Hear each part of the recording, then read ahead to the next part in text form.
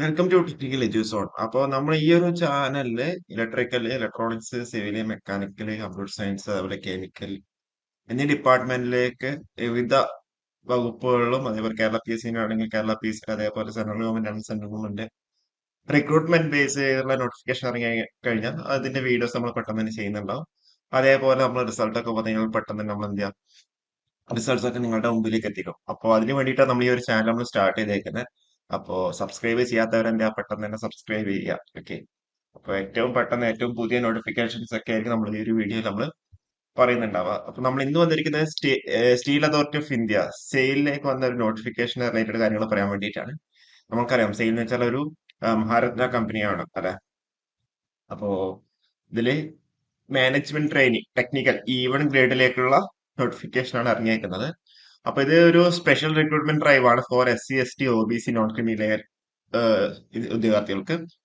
അപ്പൊ ഇതില് എല്ലാ ഡിപ്പാർട്ട്മെന്റും ഉണ്ട്. കെമിക്കൽ ഉണ്ട്, സിവിൽ ഉണ്ട്, ഇലക്ട്രിക്കൽ ഉണ്ട്, ഇൻസ്ട്രുമെന്റേഷൻ, മെക്കാനിക്കലി, മെറ്റലർജി, മൈനിങ്. കെമിക്കൽ എഞ്ചിനീയറിംഗിന് ടോട്ടൽ 3 പോസ്റ്റാണ് ഉള്ളത്. സിവിൽ എഞ്ചിനീയറിംഗിൽ 3 രണ്ട് എല്ലാവർക്കും ഓരോന്ന് വീതം. ഏറ്റവും കൂടുതലുള്ളത് ഇലക്ട്രിക്കലും മെക്കാനിക്കലുമാണ്. ഇലക്ട്രിക്കൽ 26 ഉണ്ട്. 8 RST, 12 OBC ഉണ്ട് കേട്ടോ. ഇൻസ്ട്രുമെന്റേഷൻ എഞ്ചിനീയറിംഗ് 7 ഉണ്ട്. മെക്കാനിക്കൽ എഞ്ചിനീയറിംഗ് 34 വരുന്നുണ്ട്. 13 SC, 11 ST, 10 OBC. പിന്നെ മെറ്റലർജിക്ക് 5, മൈനിങ്ങിന് 14. ഓക്കെ. ഇതിൽ എലിജിബിലിറ്റി എന്ന് പറഞ്ഞേക്കുന്നത് നമുക്ക് 1 by 1 ആയിട്ട് വരാം. ഒന്ന് ഫസ്റ്റ് ഓഫ് ഓൾ ബിടെക് ആണ്.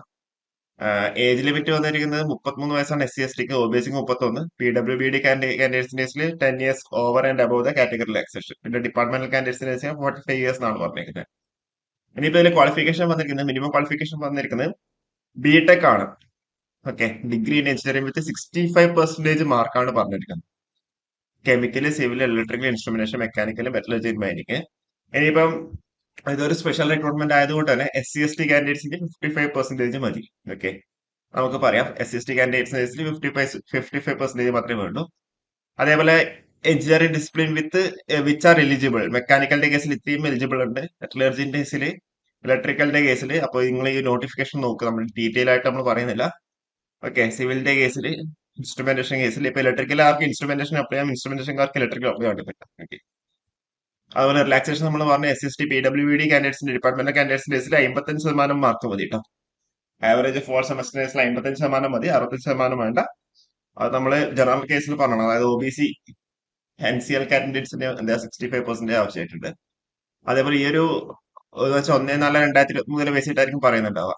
ഓക്കെ. അതായത് OBCയുടെ നോൺ ക്രിമി ലെവൽ സർട്ടിഫിക്കറ്റ് ഒക്കെ എന്ത് ചെയ്യാം, 1/4/2023 ആ ഒരു സമയത്ത് എന്തായിരിക്കും നിങ്ങൾക്ക് കിട്ടണം, അല്ലെങ്കിൽ അതിന് ശേഷം. ഓക്കെ. ഓൺ ഓർ ആഫ്റ്റർ 1/4/2023 പറഞ്ഞേക്കുന്നത്. അതേപോലെ അവര് 1:3 എന്നുള്ള രീതിയിലായിരിക്കും അതിന്റെ അവർ സെലക്ഷൻ നടത്തുന്നുണ്ടാവുക. ഓക്കെ. ഒരു എക്സാമിനേഷൻ സെന്റർ കേരളത്തിലുണ്ട്. കേരളത്തിൽ കൊച്ചിയിലുണ്ട് എക്സാമിനേഷൻ സെന്റർ. അപ്പൊ അതുകൊണ്ട് നിങ്ങൾക്ക് പേടിക്കേണ്ട ആവശ്യമൊന്നുമില്ല. കേരളത്തിലുണ്ട്. അപ്പോ എല്ലാവർക്കും ഈ ഒരു സ്പെഷ്യൽ റിക്രൂട്ട്മെന്റ് അപ്ലൈ ചെയ്യാൻ പറ്റുന്ന എല്ലാവരും എന്താ അപ്ലൈ ചെയ്യുക. കേരളത്തിൽ തന്നെ എന്തുണ്ട്, എക്സാമിനേഷൻ സെന്റർ ഉണ്ട്. അപ്പൊ ഇതിൽ നമ്മൾ നേരത്തെ പറഞ്ഞു, നിങ്ങൾക്ക് എന്താ ഫസ്റ്റ് CBT ആയിരിക്കും ഉണ്ടാവുക. CBT കഴിഞ്ഞിട്ട് എന്താ ഗ്രൂപ്പ് ഡിസ്കഷനും ഇന്റർവ്യൂ ആയിരിക്കും ഉണ്ടാവുക. അപ്പൊ ഇതിന് എന്താ 1:3 എന്നുള്ള രീതിയിലായിരിക്കും നിങ്ങൾ എന്താ ഷോർട്ട് ലിസ്റ്റ് ചെയ്യുന്നുണ്ടാവുക. ടോട്ടൽ 5 വേക്കൻസി ഉണ്ടെങ്കിൽ 15 സോറി, അതെ, 15 പേര് എന്താ ഒരു ഷോർട്ട് ലിസ്റ്റ് ചെയ്യുന്നുണ്ടാവും ഗ്രൂപ്പ് ഡിസ്കഷനും ഇന്റർവ്യൂവിനും വേണ്ടിയിട്ട്. ഓക്കെ.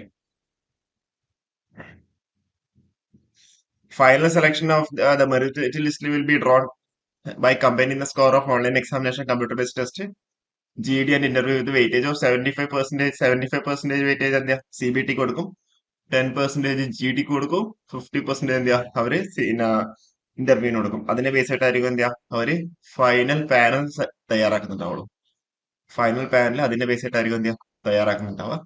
അതുപോലെ ഏറ്റവും അധികം 1 year എന്തായിരിക്കും നിങ്ങൾക്ക് പ്രൊബേഷൻ ആയിരിക്കും ഉണ്ടാവുക. 50,000 പെർ മന്ത് ആയിരിക്കും ഉണ്ടാവുക. അതിനുശേഷം നിങ്ങൾ എഞ്ചിനീയർ അല്ലെങ്കിൽ assistant manager grade 1 even grade എന്നുള്ള രീതിയിലേക്ക് നിങ്ങൾ പ്ലേസ് ചെയ്യുന്നുണ്ടാവും. അപ്പോൾ ആ ഒരു പ്ലേസ് ചെയ്യുന്ന സമയത്ത് 60,000 to 1,80,000 എന്നുള്ള പേ സ്കെയിലായിരിക്കും എന്താ നിങ്ങൾക്ക് കിട്ടുന്നുണ്ടാവുക.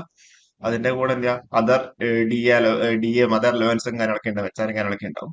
ഇത് ഇന്ത്യയിൽ എവിടെ വേണമെങ്കിലും നിങ്ങൾക്ക് എന്താ പ്ലേസ്മെന്റ് ചെയ്യുന്നുണ്ടാവും. ഇതിൽ അപ്ലിക്കേഷൻ ഫീ എന്ന് പറയുന്നത് 700 രൂപയാണ് OBC നോൺ ക്രിമിനൽ കാൻഡിഡേറ്റ്സിന്റെ കേസിൽ. 200 രൂപയാണ് SC ST PWD ex servicemen departmental കാൻഡിഡേറ്റ്സിന്റെ കേസിൽ വരുന്നത്. ഓക്കെ. അപ്പൊ ഇതിൽ അവര് എക്സാമിന്റെ സിലബസും കാര്യങ്ങളൊക്കെ പറഞ്ഞിട്ടുണ്ട്. ഇതിലേക്ക് നമുക്ക് പോവാം. അതിന് മുന്നേ ഇത് ഇന്ന് തൊട്ട് എന്താ നിങ്ങൾക്ക് ആക്റ്റീവ് ആയിട്ടുണ്ടാവും commencement of online registration. Last date പറയുന്നത് 31/12. 2023 ലാസ്റ്റ് ഡേറ്റ് വന്നിരിക്കുന്നത് കേട്ടോ. 31/12/2023 ലാസ്റ്റ് ഡേറ്റ് വന്നിരിക്കുന്നത്. അപ്പൊ ഇതിൽ എക്സാമിന്റെ കേസിൽ നിങ്ങൾക്ക് വെറും എന്താ പറയണ്ടേ, കോർ സബ്ജക്ട് മാത്രമല്ല, അതിന്റെ കൂടെ